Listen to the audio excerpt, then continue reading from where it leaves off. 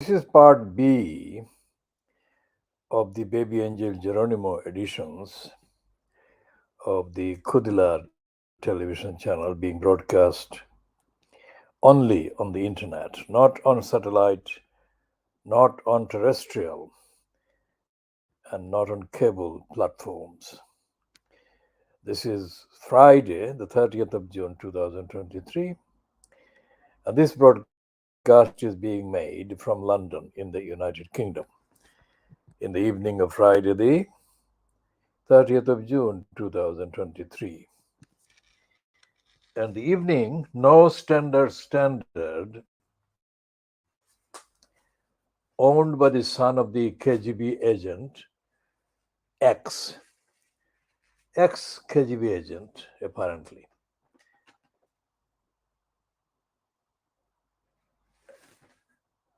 called Evgeny Levidev, known by Private Eye as the Two Beards, and a platform, notorious platform for conservative, right-wing racists, liars, has got on the front page a trailer headed "Goldsmith Quits with Attack on Sunak." And this attack is supposedly based on a statement that Goldsmith issued claiming that Rishi Sunak, the Prime Minister incumbent in the United Kingdom, has been apathetic to the cause of the environment. But the actual letter, which has been published in full on the Guardian website, talks about much more than the environment. And essentially, it boasts of Britain having become, in the last few years, corresponding with his being a minister, the leader in many initiatives, apparently to protect the environment and deal with climate issues. Now, none of the publicity, propaganda surrounding or connected with Goldsmith mentioned the fact that he was a candidate. He was the Conservatives' official candidate to be mayor at the expense of London in the last real contest that took place before the pandemic. And Zach Goldsmith, who is the son of the Jewish father, James Goldsmith, conducted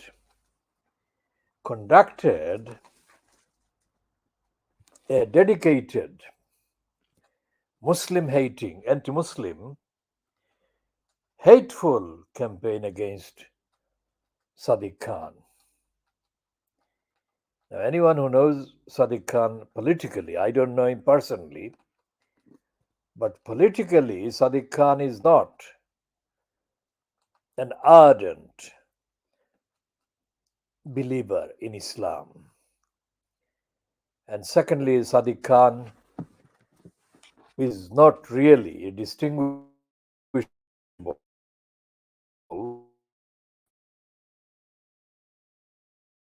like Stupid Javid and Roxafias have been collectively referred to by the racist anti-Muslim British media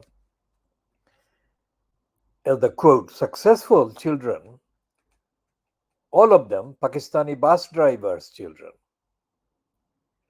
I have no idea where they got the actual connection.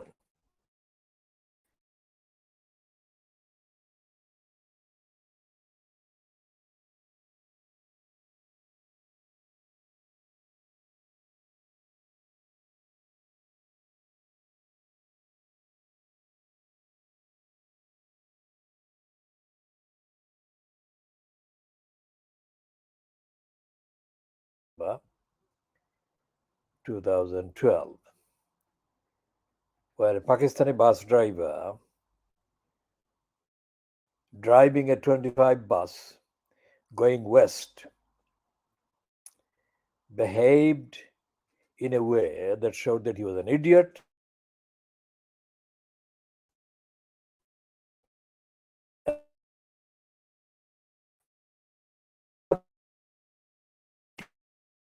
that Pakistani bus driver at another time. All of this happened, his idiocy happened at a bus stop opposite the Queen Mary College going west in the Mile End Road. And we shall be dedicating a long amount of time to diagnosing that Pakistani bus driver and the implication of his stupidity and idiocy and his servility. Now, that Pakistani bus driver would be typical of an employee of any British employer organization, corporate organization.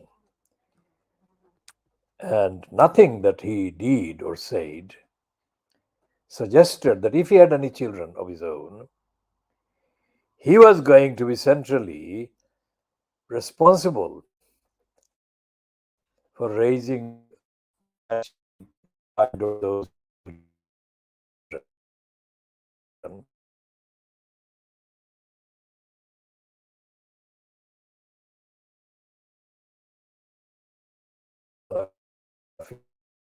who is the elected mayor at the Newham in East London since the May 2018 election, and stupid Javid was for a short period in post as the Home Secretary in the United Kingdom. And Sadiq Khan has been the mayor at the expense of London from 2016. So it's the 2016 London mayor election in which Johnson stopped being a candidate because he was moving back into parliamentary career, and he was replaced by Zach Goldsmith. Now, Zach Goldsmith is the younger brother of Jemima Goldsmith, the son of the Jewish father James Goldsmith and the non-Jewish mother Annabel Goldsmith. Now, Annabel Barley was married to somebody else, Barley, I think, when James Goldsmith seduced her, and she accepted his seduction, and she left her partner Barley or husband Barley. So that is the parentage of these two. Zach Goldsmith, since he was in his teens, was being able to be featured in the British media in connection with his alleged support for the environment. So that is a fact.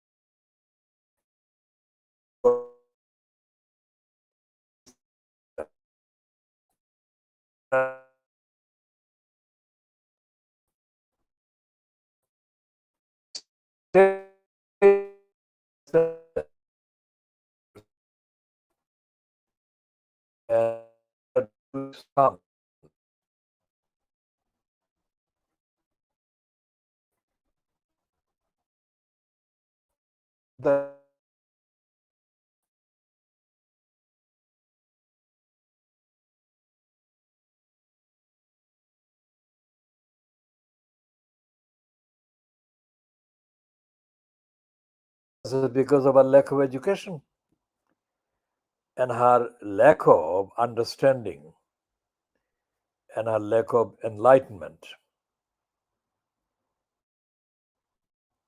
Jemima Khan has also been allowed to claim that the late Diana was her friend.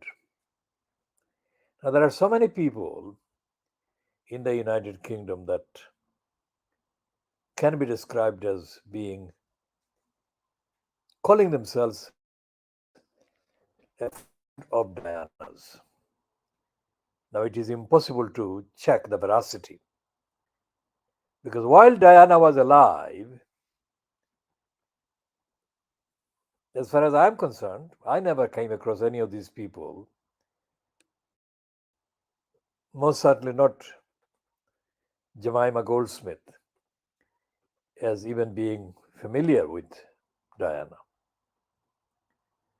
And I am the world's most comprehensive checker of contents of newspapers.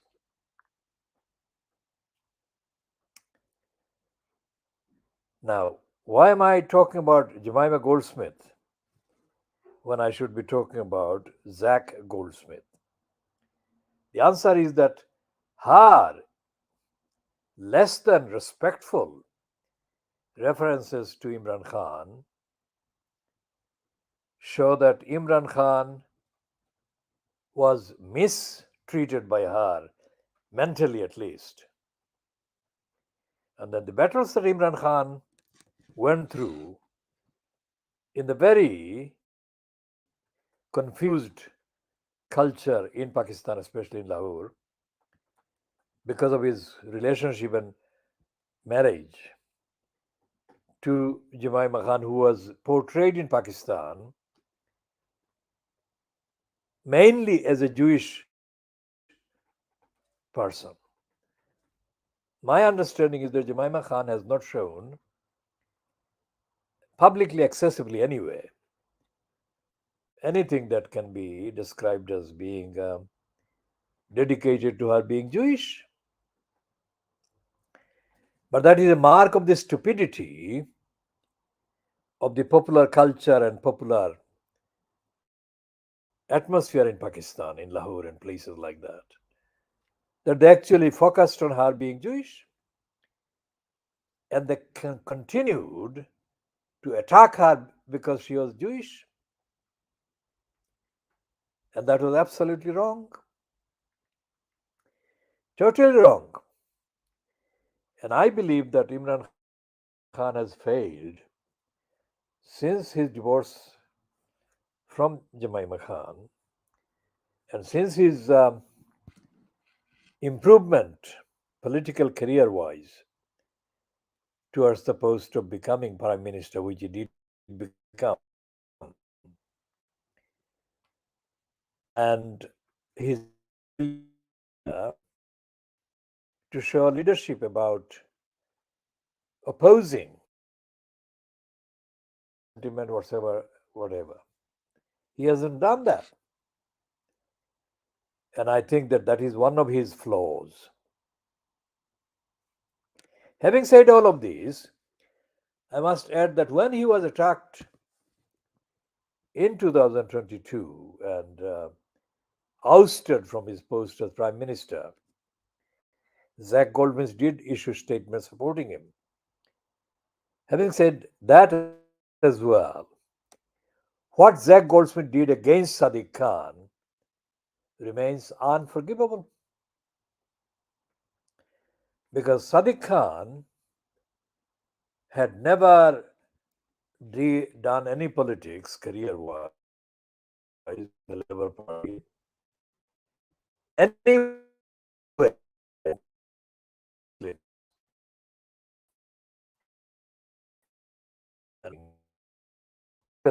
Jack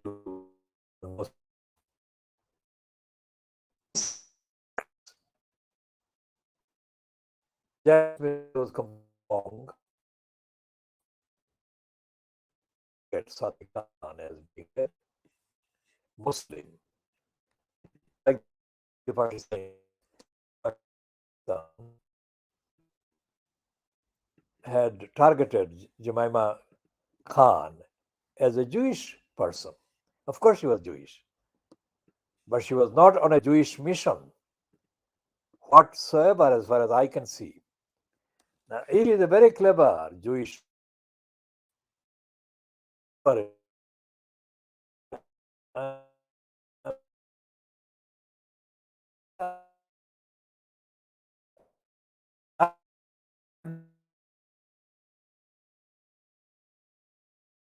She was unbearable hostility in Pakistan by Imran Khan's enemies. And that damaged Imran Khan as well because he must have suffered from being helpless in a society in Pakistan, like Pakistan, which is demographically and geographically more than twice, more than 3 times, more than 4 times as big as the United Kingdom, demographically and geographically. Imran Khan could not really stand up to those people in defending Jemima Khan. And I think that that is a big failure which must be corrected even after the events. Imran Khan owes a duty both to Jemima Khan and to their 2 children, as well as the wider humanity, to correctly condemn and correctly campaign against the criminal hostility and anti-Jewish hatred that Jemima Khan endured, and as Imran Khan endured, and as their children, by extension, endured and still do.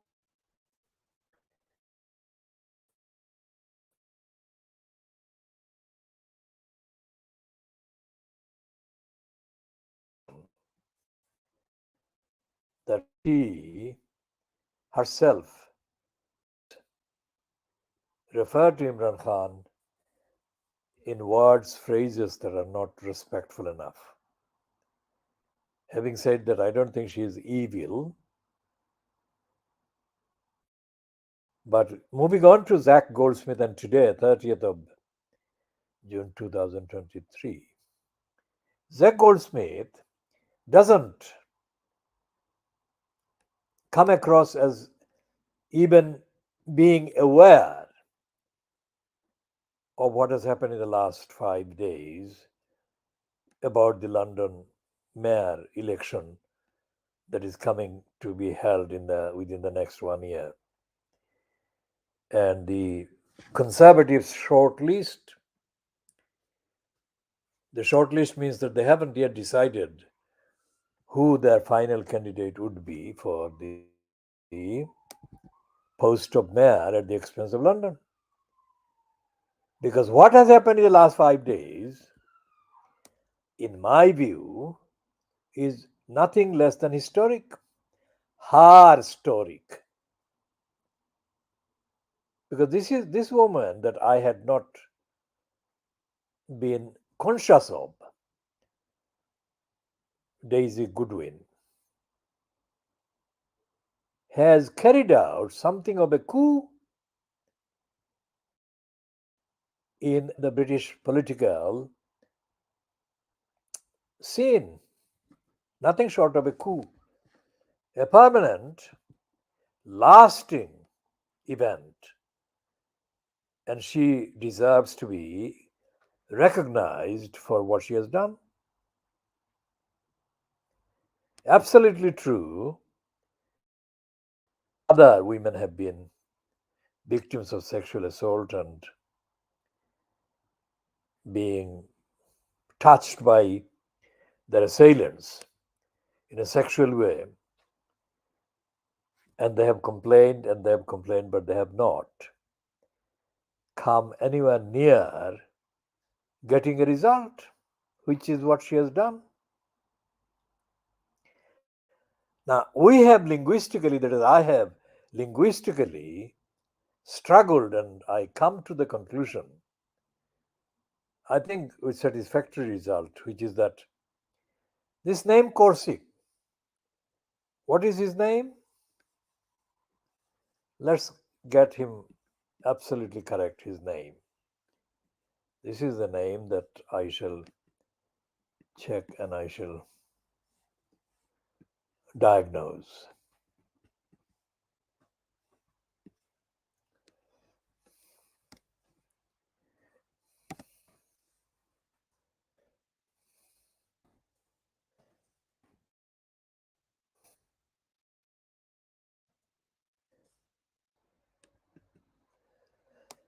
So she is in the news now. The 7 hours ago, the Daily Mail, there is a piece now. This is a new one that I'm noticing by Jenner Street Porter.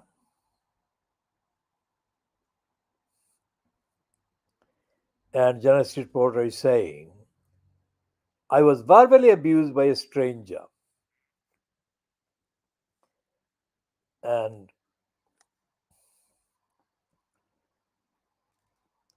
okay, so she was saying, the terrifying moment I was verbally abused by a stranger in a car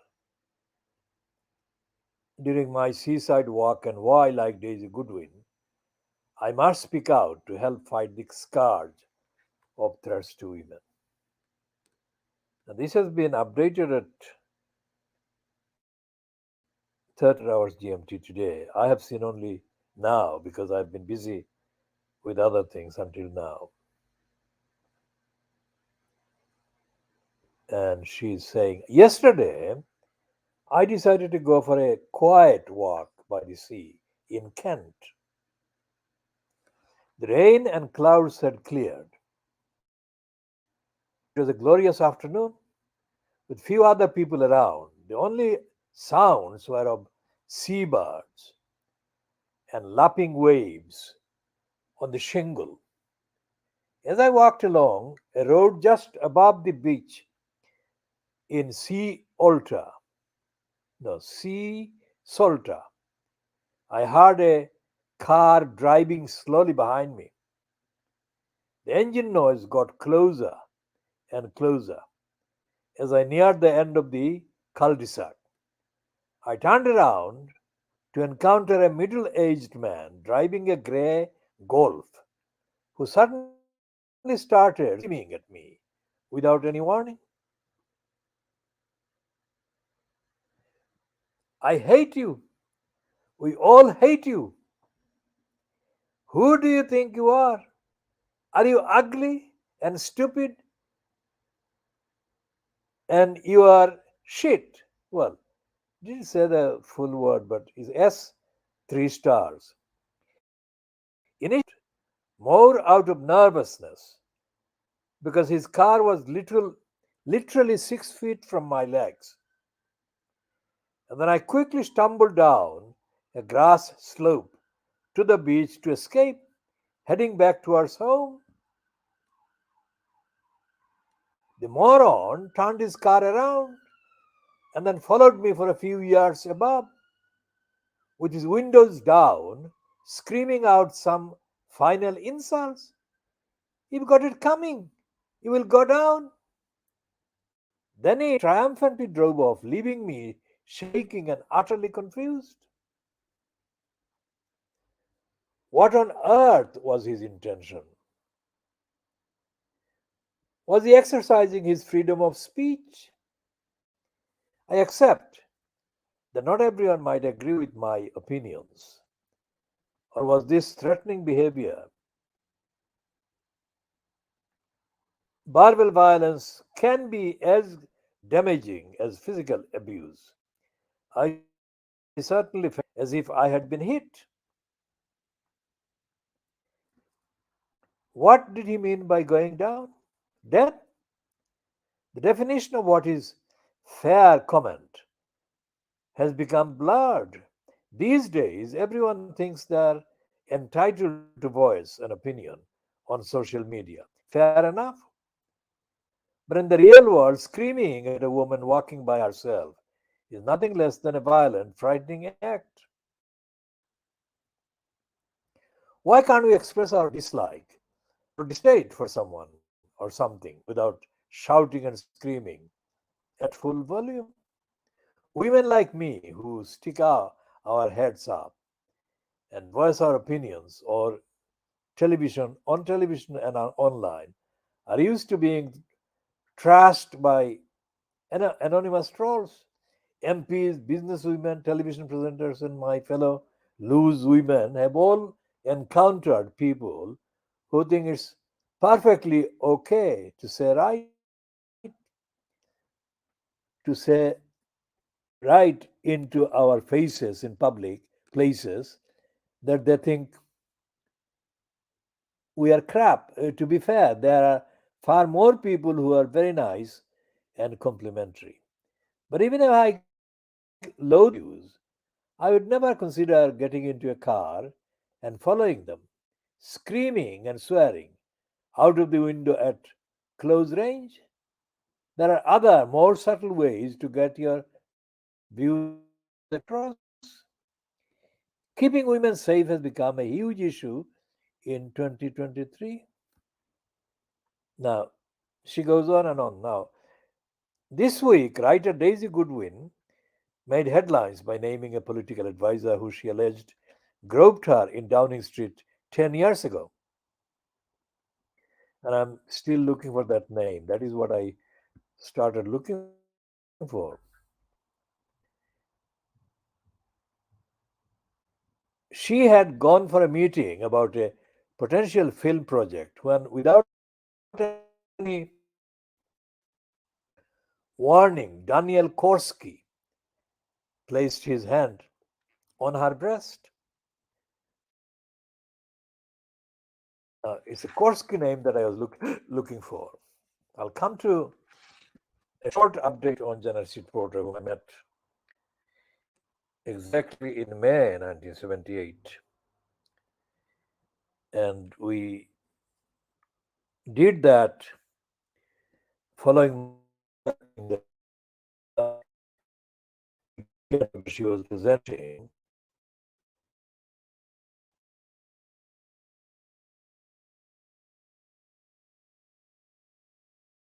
earlier. So Janet Street Porter came to record the interview with me at the spot where I spoke on the 4th of May 2017 condemning stupid Javid. And Janet Street Porter had a producer whose first name is Steve. Don't remember his second name, who was not very intelligent and not very enlightened. But Janet Street Porter was, compared to him, different. Of course, the various encounters that Janet Street Porter has had in the last 40 plus years since we met are, of course, of different order and different types. And I will not discuss those at length, except to say that her experiencing this attack in Kent yesterday, did it happen yesterday or day before? She doesn't make clear the day, but it was, let's say, in the last 2 days. And this is just echoing what Daisy Goodwin has said since she wrote the piece in the Times or published the piece on the Times on the 26th of June 2023. Several women have contacted her and they've got interesting information about their knowledge of Daniel Korsky. Now, linguistically, this is a very difficult name to find a rhyme because it's not an English name. Korsky is not an English name. So let's go into the examination of the Korsky nomenclature. Where does it come from?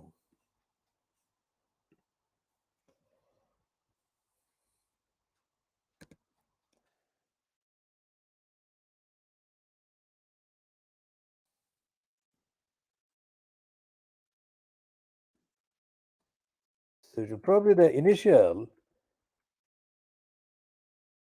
the Korsky, historically surnames evolved as a way to sort people into groups by occupation, place of origin, clan affiliation, patronage.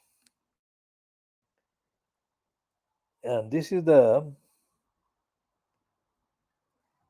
it's not giving an immediate ready result.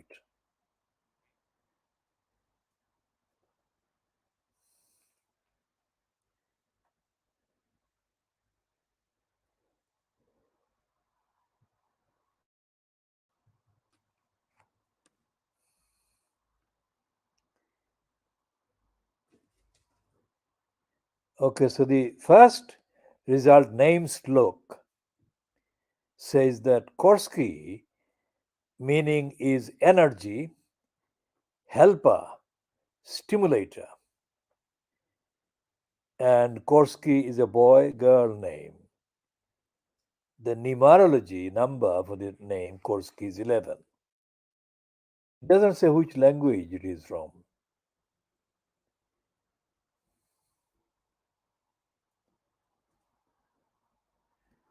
So we shall leave that until this surfaces.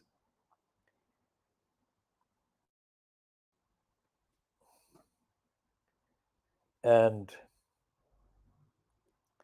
there is this update on The Guardian, which is headed Daniel Korsky's accuser may go to the police as cabinet office. What the cabinet office is doing is actually what Rishi Sank is doing, not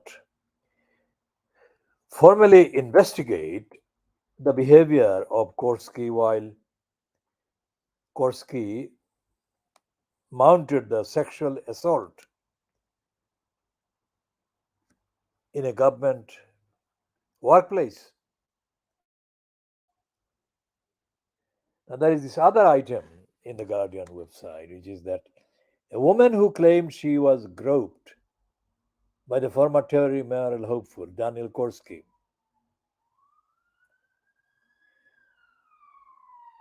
when he worked at Downing Street has said she is considering going to the police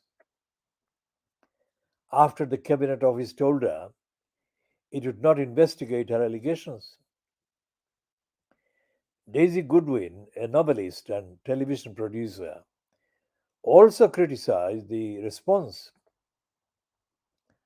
of Rishi Sunak, who had said through a spokesperson that he would encourage anyone with complaints against former staff members to come forward. Well, as I have said, Sunak is now exposed as depraved, as a crook and a liar. So, going back to what Daisy Goodwin has said, according to the Guardian website today, who are they supposed to come forward to? And what will happen? I don't think there is really a fail safe way for women to come forward about the behavior of predatory man in Westminster and Whitehall. At the moment, she, that is Daisy Goodwin, was informed by a senior official at the Cabinet Office that there were two options: to refer it to the police if it was a criminal matter, or to do nothing because Korsky no longer worked in government. What the fuck? It doesn't matter. The Cabinet Office spokesperson said the Cabinet Office has been approached by an individual in relation to this matter and they have been directed to the relevant authorities for such allegation. Fuck off. Korsky, who denies the claim, dropped out of the race to be the Conservative mayoral candidate for London. On Wednesday, after Downing Street and senior Conservatives described the groping allegations made against him as very serious. And it goes on, it's quite a detailed piece.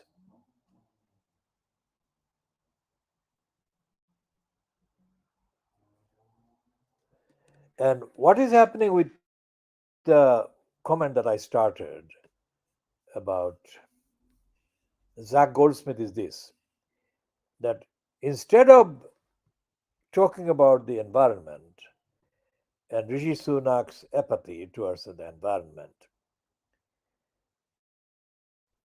at best Zach Goldsmith would have said that he is resigning because he has been framed as a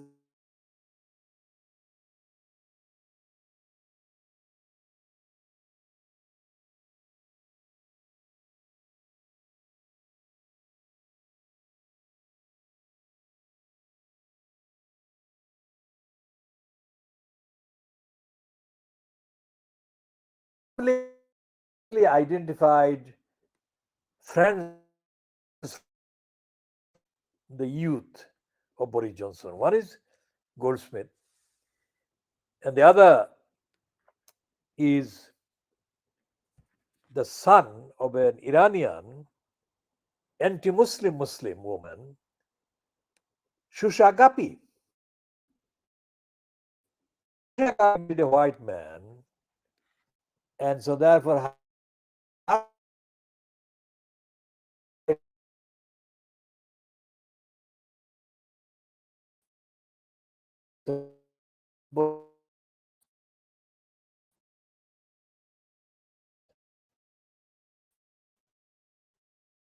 and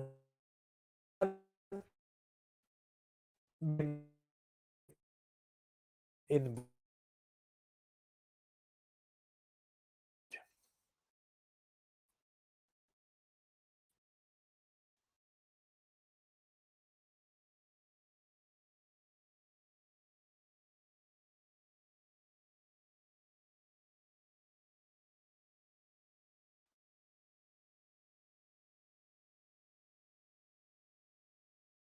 there's a phone call between Darius, that is the first name of Shusha Gapi's son, Boris Johnson's friend Darius Gapi, and Boris Johnson, in which Gapi wanted to know or was discussing possibility of beaten up. And in the transcript that has been published of that phone conversation, Boris Johnson, clearly conscious of his career being affected, was very careful to go on the record by saying there shouldn't be any serious kind of beating, just a simple roughing up or something. So, can we find that transcript? Let's see if we can find the transcript.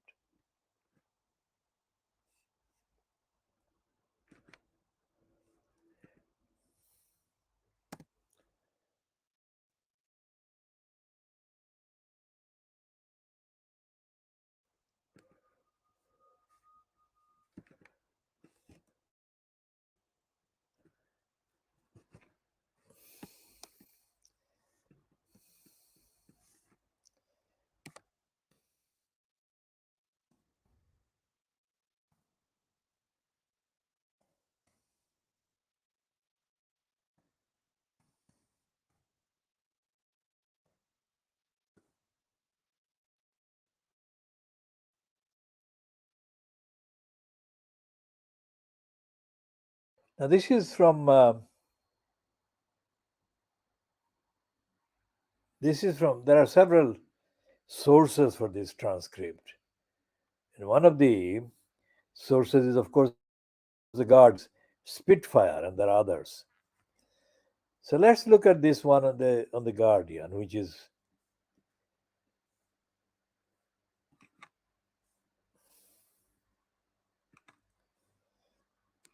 run this one, and it is dated 14th of July 2019. A couple of black eyes, Johnson and the plot to attack a reporter, and it's a byline to Simon Murphy, and it's published on the date 14th of July 2019.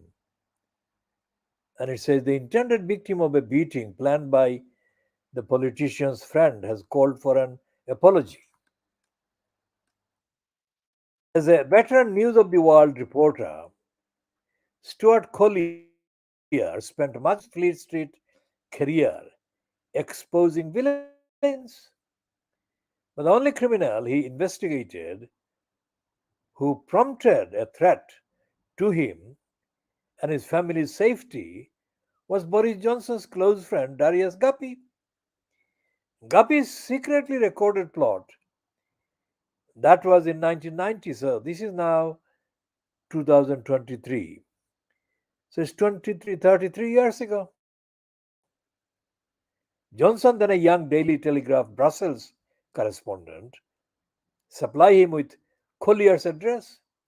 Guppy secretly recorded plot in 1990 to have Johnson supply him with Collier's address.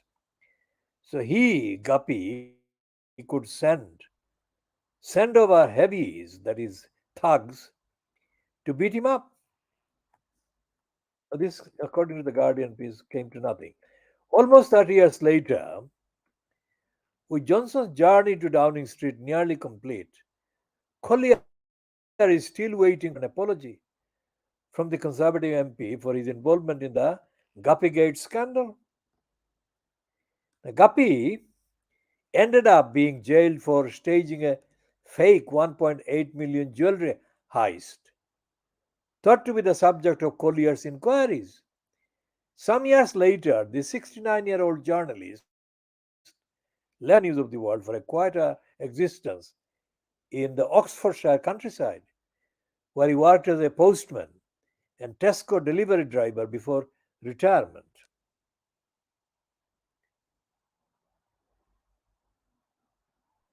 And here is a picture of Guppy. Well, the picture has been taken right outside the main entrance to the High Court because I can see the whole scene in the Strand. Darius Guppy leaving the High Court in 1994.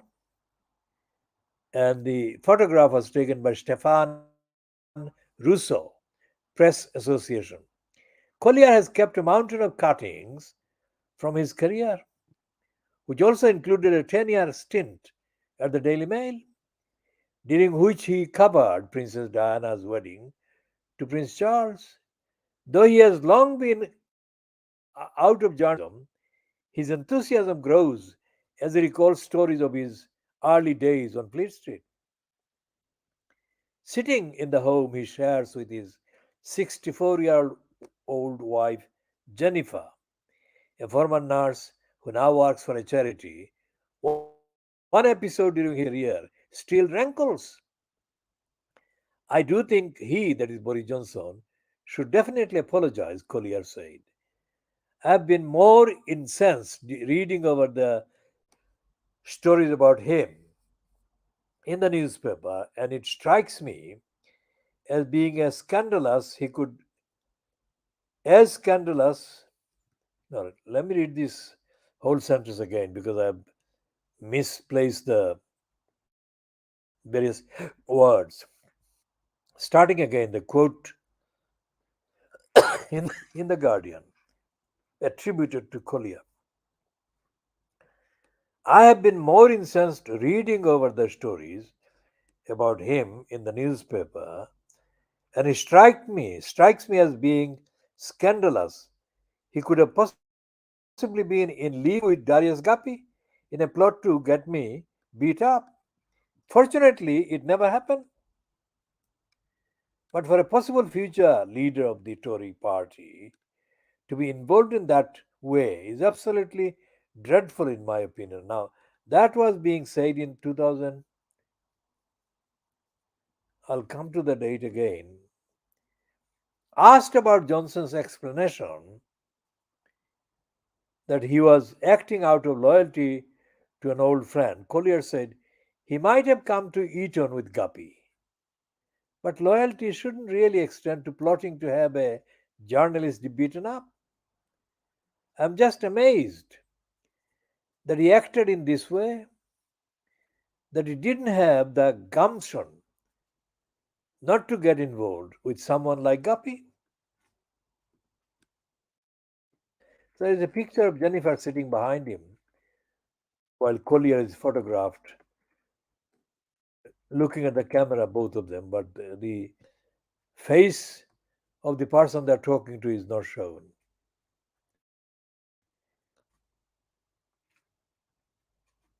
So Collier is continuing to speak. He, that is Johnson, went quite a way along the line of plotting to get me beat up. He didn't dismiss it from what I gather. From reading the transcript, he was well prepared to help Guppy find my address and for Guppy to then get me assaulted. On the taped call, Guppy tells Johnson he wants to scare Collier by getting Hebbies to give him a couple of black eyes and a crackled rib, appearing to indicate he is happy to help supply Collier's address. Johnson is hard saying at the end of the call, "Okay, Derry, I said I'll do it. I'll do it, don't worry." After the tape emerged, Collier said he was interviewed by a police officer. By that time, I knew that there was a plot to find me. Collier recalled, but I didn't want to get involved in pressing any charges.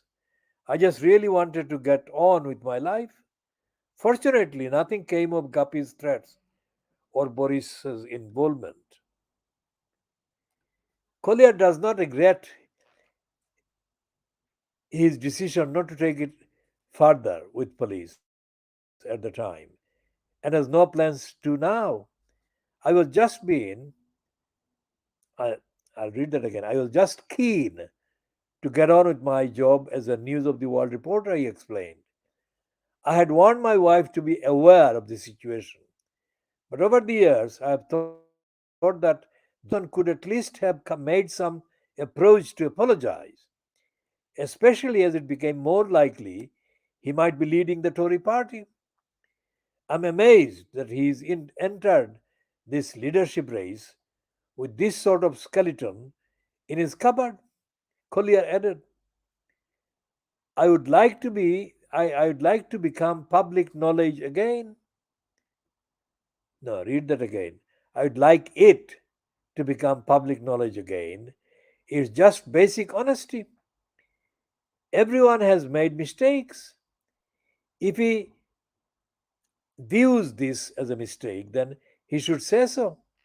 So that's the end of the quite a lengthy report on Boris Johnson plotting with Darius Guppy to have the journalist beaten up.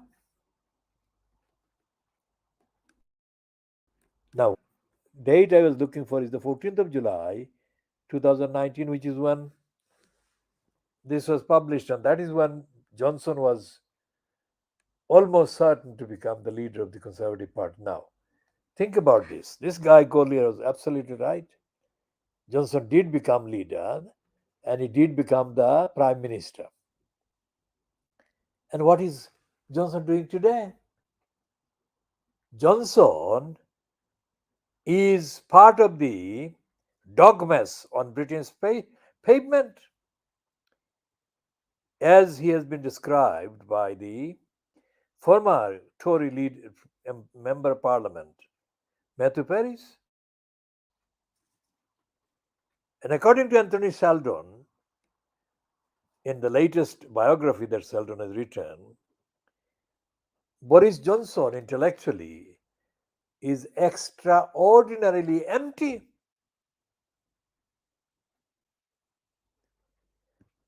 And so, therefore, the evidence that baby angel Geronimo has, all of this is baby angel Geronimo's evidence. Because baby angel Geronimo has encountered the criminality, the evil cruelty, dishonesty on the part of Boris Johnson. And Boris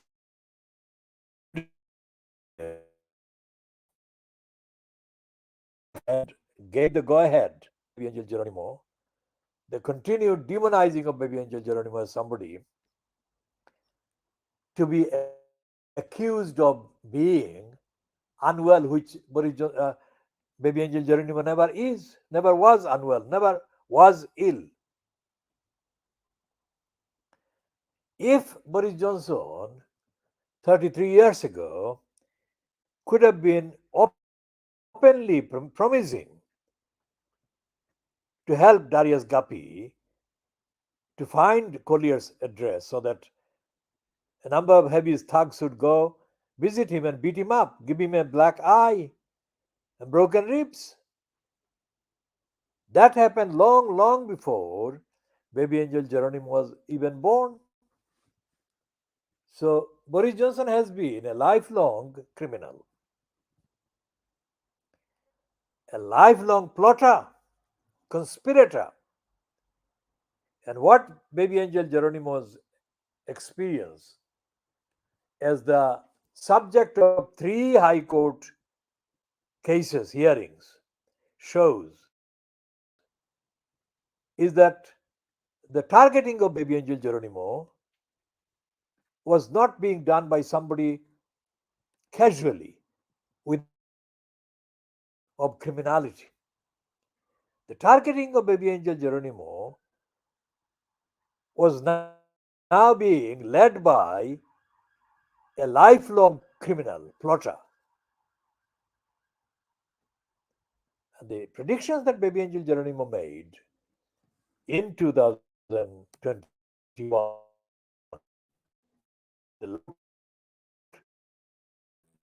baby angel Geronimo during 2021, the prediction that baby angel Geronimo made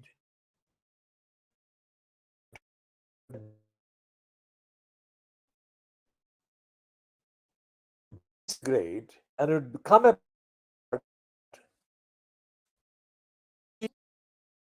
that he wasn't known at the time as widely as it has since become. He's not a member of parliament, he's not the prime minister, he's not the leader of the Conservative Party. And the maximum number of people that were prepared to go on the record as supporters of him during the vote in the House of Commons the last time counted. So you go back to Zach Goldsmith.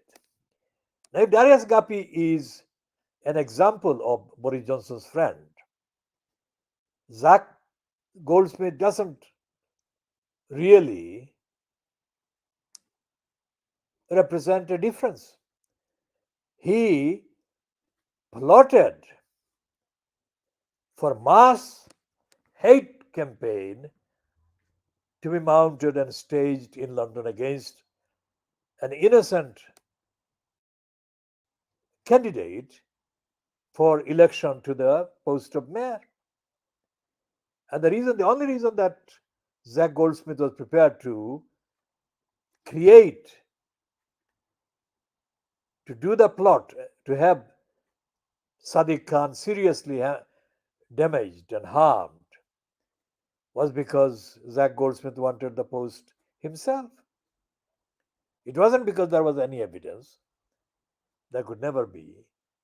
But it was only because Zach Goldsmith wanted to become elected mayor at the expense of London.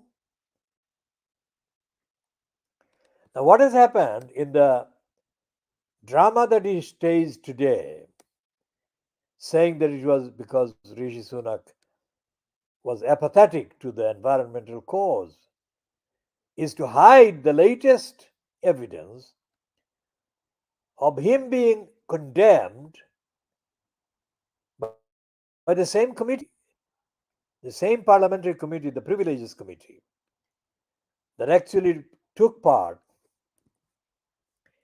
in creating a historical event, that of forcing engineering the overdue departure from Parliament of Boris Johnson. So, whatever Zach Goldsmith may say about his alleged concern for the environment, he is lying. He is hiding his racism, his dishonesty, and his criminal association with Boris Johnson by creating a false pretext and blaming Rishi Sunak for being apathetic to the environment.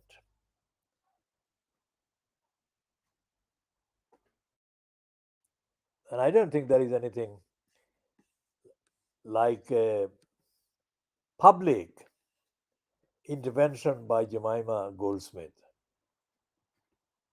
I don't think she will publicly condemn her brother. But all these circumstances and evidence put together, it is quite clear that Zach Goldsmith is not enjoying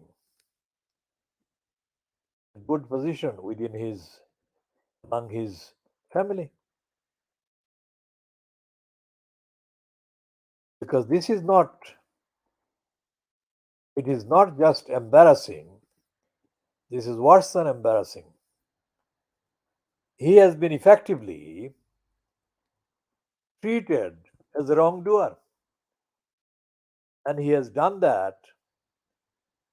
He interfered with the conduct of the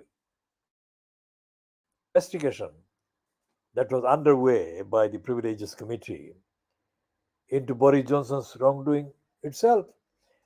The Privileges Committee wasn't investigating Zach Goldsmith, but he put himself forward. He put himself forward, and they were left with no option but to find him guilty of contempt of Parliament. So Zach Goldsmith is one, Nadine Dorries is another, and Jacob Rees-Mogg is the third one.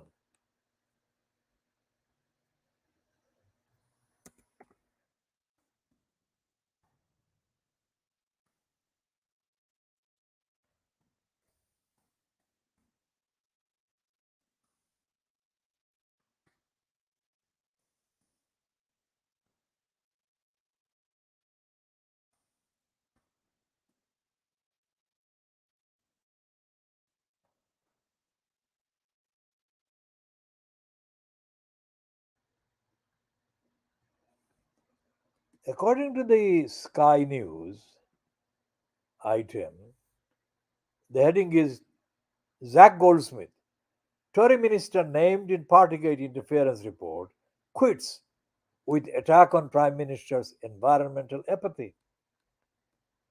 The Conservative peer took aim at Rishi Sunak in his resignation letter for being simply uninterested in the environment. Tory Minister Zach Goldsmith has publicly clashed with Rishi Sunak after resigning from the government with an attack on the Prime Minister's apathy towards the environment. Mr. Sunak accused the Conservative peer of quitting rather than apologizing for his, that is Zach Goldsmith's, role in a campaign to undermine a parliamentary committee's probe into Boris Johnson. But Goldsmith hit out at misleading remarks from number 10 and insisted he was happy to apologize for his criticism of the Privileges Committee's investigation that found Johnson lied to MPs over COVID lockdown, breaking parties, lockdown, COVID lockdown breaking parties at Downing Street. The close ally of Mr. Johnson, who appointed him to the Lords, has quit his environmental role, claiming Mr. Sunak was simply uninterested in the issue.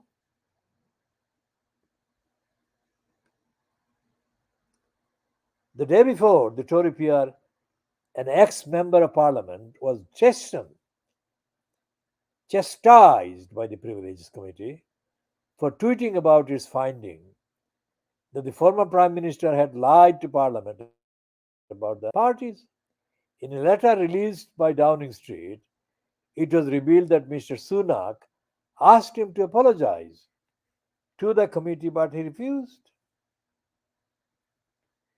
Mr. Sunak wrote to the peer, "You were asked to apologize for your comments about the Privileges Committee as we felt they were incompatible with your position as a Minister of the Crown. You have decided to take a different course." The Prime Minister then said that he was proud of the record of his government and indeed of Zach in government making sure that we tackle climate change and protect our natural environment. Goldsmith later claimed he was happy to apologize for publicly sharing his views. He added, "Number 10 asked me to acknowledge that and made clear there was no question of my being sacked if I did so. I was and am happy to do so." In his resignation post on social media, Goldsmith characterized their inquiry as a kangaroo court and witch hunt. But Mr. Sunak's spokesman insisted the Prime Minister still had confidence in the minister. Just 24 hours after the comments were highlighted, Goldsmith resigned his post with a stinging resignation letter taking aim at the current incumbent at number 10. The Tory peer said it had been an exhilarating experience, etc., etc. But he said he had been horrified by the government's abandonment of policies around animal welfare and its efforts on environmental issues at home had simply ground to a standstill. Now, Goldsmith is a liar. No case has existed of brazen, determined evil cruelty directed against a most innocent baby angel Geronimo, like the baby angel Geronimo being targeted by the criminals. Where the fuck was this liar, Goldsmith? Was he talking about welfare? There was not a squeak from the criminal and has not been about the brutal agenda they had against the baby angel Geronimo, the most innocent baby angel Geronimo ever. So, what we are saying about Jack Goldsmith is a complete evil liar. And he, doing what he is doing, is exactly coming across exactly as the evil liar Boris Johnson is friend. We shall, of course, be continuing updating on all of these in due course. Now, let's check what is happening with the other items. Just check quickly.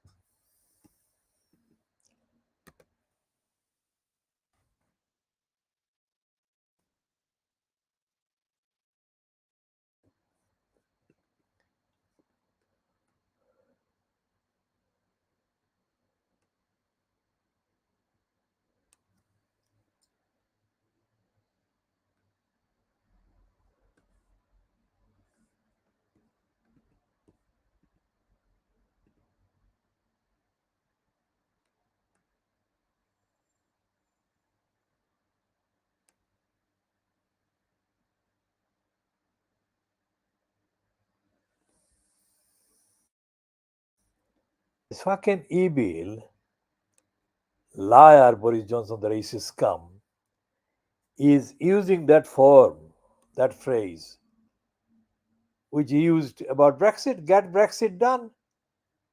According to the Huffington Post, he's saying that Rishi Sunak should change the law to get Rwanda done. Fuck off.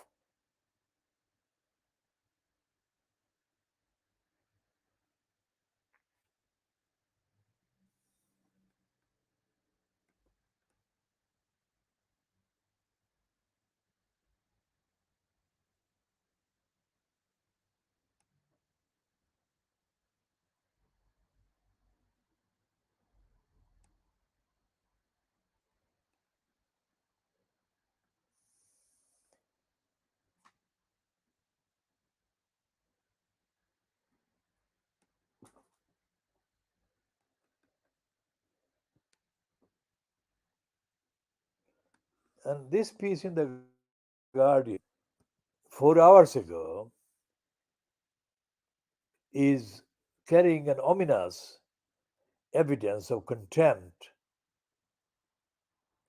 shown to the Court of Appeal ruling by the Sunak government. It says over 24,000 UK asylum seekers could be sent to Rwanda despite court ruling. Let's see what their details in the copy says.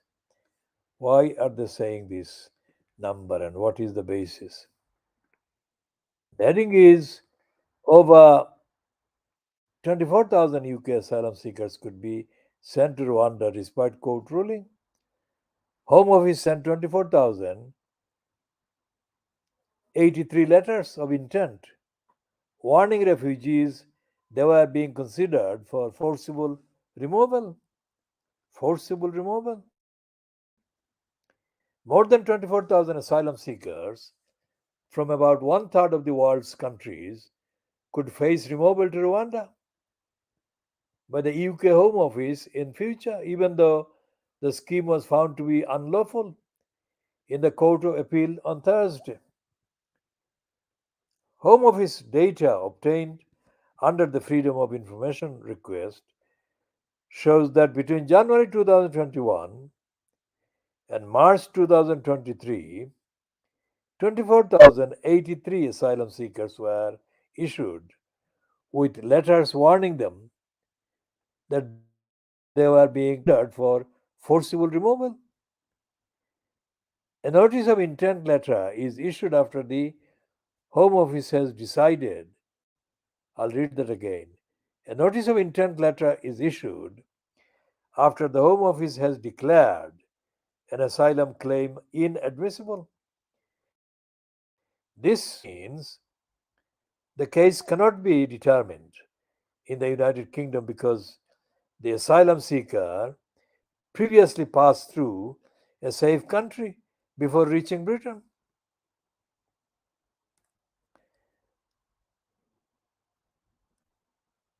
The notice of intent is to send the person to safe third country instead of to have their claim determined there. The only country UK has an agreement to do this is Rwanda. But because of the continuing legal cases have become part of the Home Office's record backlog, the consider forced removal to Rwanda. So there is a list of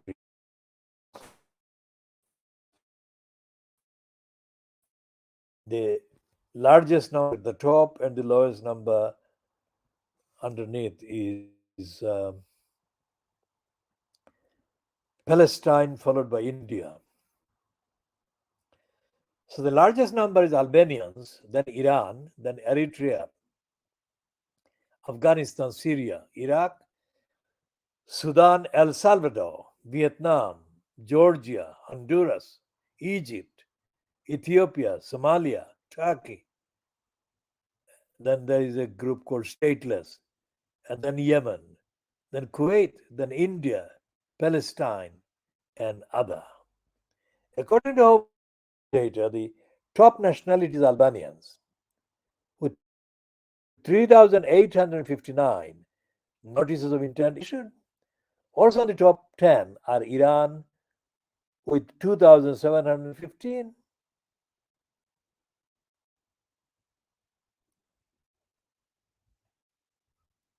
with 2,558, and Afghanistan with 2,555. Although the Court of Appeal found the arrangement to be unlawful, the UK and Rwandan government said they are both committed to making it happen. The government said on Thursday it was planning to seek permission to appeal to the Supreme Court following the Court of Appeal's decision.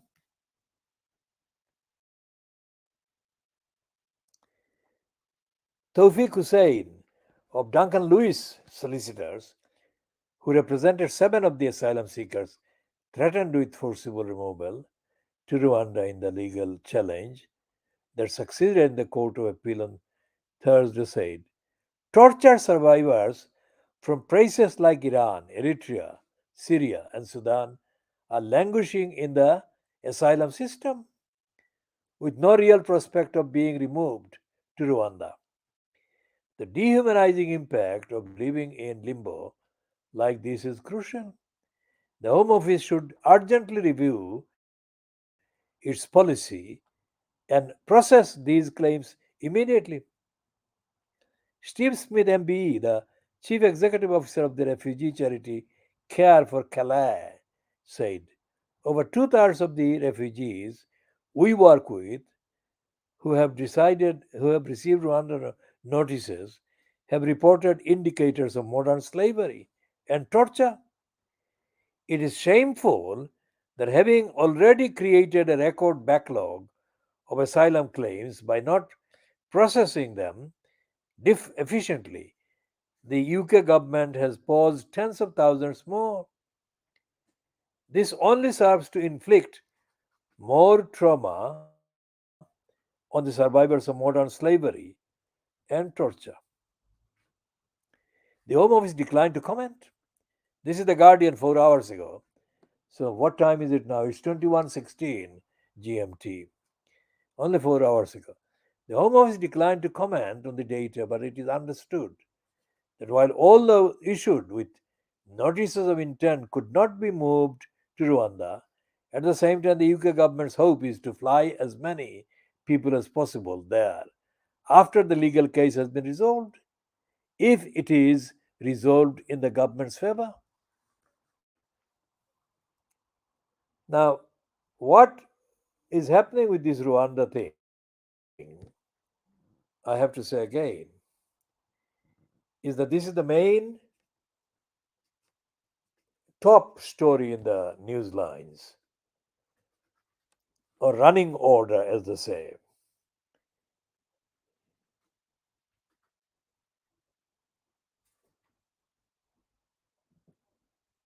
Now, we shall be talking about all of that in another edition. Now, there is an updated item on the Guardian website which is about Jeremy Clarkson. And this again reinforces what we say. The Ipsos, the press regulator, has ruled that Jeremy Clarkson's article in The Sun, very sick making article inciting people to extreme hatred against Meghan Markle, was sexist. Well, racist organization Ipsos, so it would not find anything racist. But the real reason behind Jeremy Clarkson and other racists in Britain and the British media attacking Meghan Markle is not because she's a woman, but because she's a black woman. And Ipsos has just proven that it is a racist outfit itself.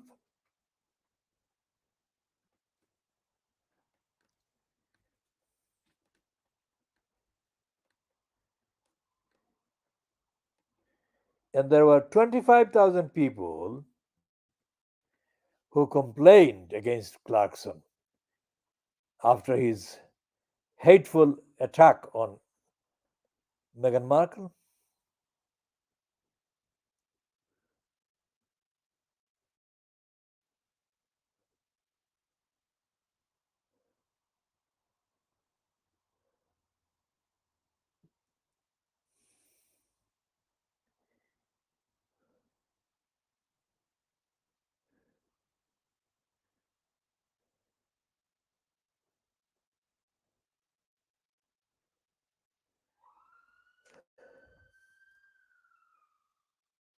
Clarkson is one of the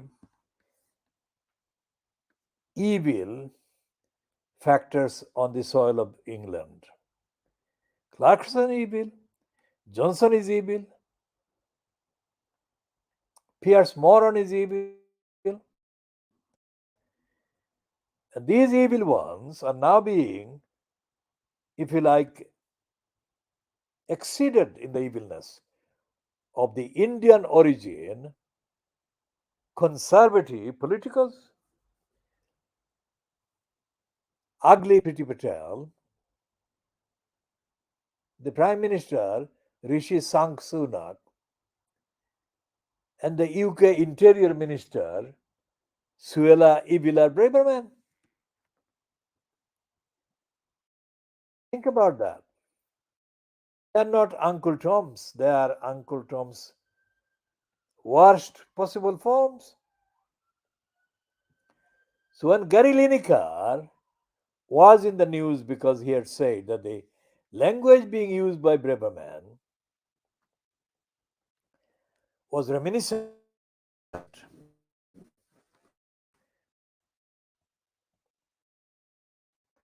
language being used by Suella Fernandez was reminiscent of some of the language used by the Nazis in the 1930s. What happened is that while the Nazis used anti-Jewish, racist, dehumanizing words and phrases, they didn't carry out the genocide until the 1940s. So the use of the hateful, genocidal language is a stage before the actual carrying out of the hate, which is why it's very important to stop Boris Johnson, to stop Jeremy Clarkson, to stop Pierce Moron and others spewing the hatred that they do. And when they are in government like Suella Cruella and Rishi Sunak, these should be urgently removed from their positions. We shall be talking more about all of these in due course in the next available editions.